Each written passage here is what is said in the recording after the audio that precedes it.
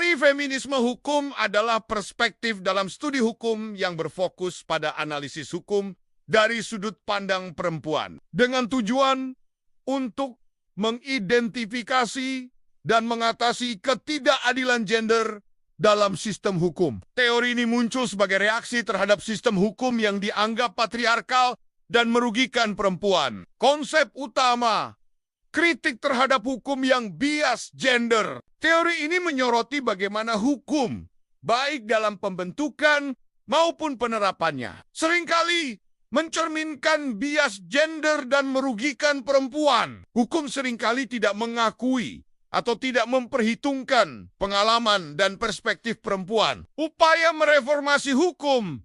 Tujuan utama teori ini adalah untuk mereformasi hukum agar lebih adil dan inklusif bagi perempuan. Ini melibatkan analisis mendalam tentang bagaimana hukum beroperasi, bagaimana hukum mempengaruhi perempuan, dan bagaimana hukum dapat diubah untuk mengatasi ketidakadilan. Fokus pada pengalaman perempuan.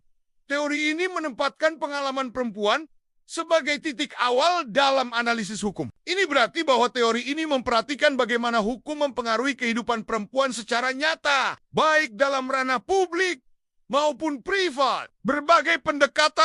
Terdapat berbagai pendekatan dalam teori hukum feminis, seperti feminisme liberal, menekankan kesetaraan hak dan kesempatan bagi perempuan. Feminisme Marxis melihat ketidakadilan gender sebagai akibat dari sistem kapitalis. Feminisme radikal berfokus pada akar patriarki dalam masyarakat dan hukum. Feminisme postmodern menekankan pentingnya perspektif dan pengalaman yang beragam dalam menganalisis hukum. Pentingnya perspektif interseksional. Beberapa pendekatan feminis juga menekankan pentingnya mempertimbangkan faktor-faktor lain selain gender, seperti ras, kelas, dan orientasi seksual dalam menganalisis ketidakadilan hukum. Penerapan dalam konteks Indonesia, teori hukum feminis memiliki relevansi yang besar dalam konteks Indonesia, di mana masih terdapat berbagai tantangan dalam mewujudkan kesetaraan gender dalam hukum.